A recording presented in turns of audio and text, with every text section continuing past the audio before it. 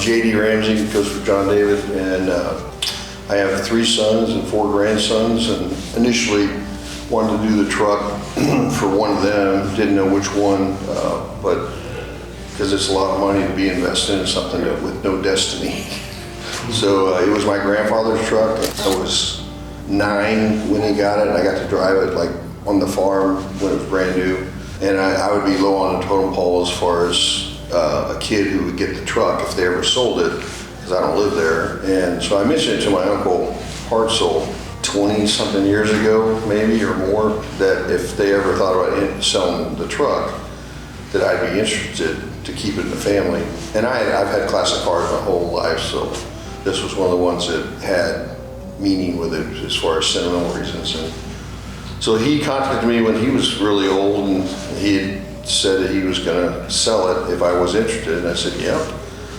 And we agreed on a price like right away. It was like $5,000, and probably 2013 or 14. Okay.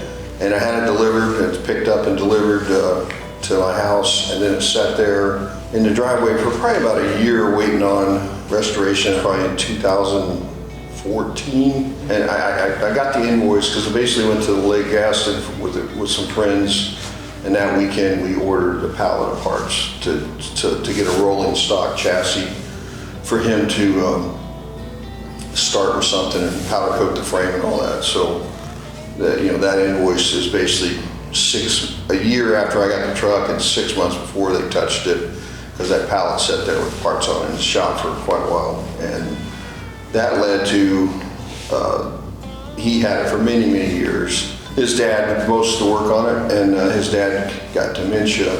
At some point, that's when I talked to you about, we knew we were gonna move down here, so I started looking for a place and that I could take it, and I told him I was coming to get it, because it was, and I really appreciate the fact that, because no one wants to finish other people's work. You almost got to start from scratch, so appreciate the fact that you took it and towed it down here on a flatbed, and the rest is history with yeah, and you've had it for a while, but a lot less time than everyone else had. Right.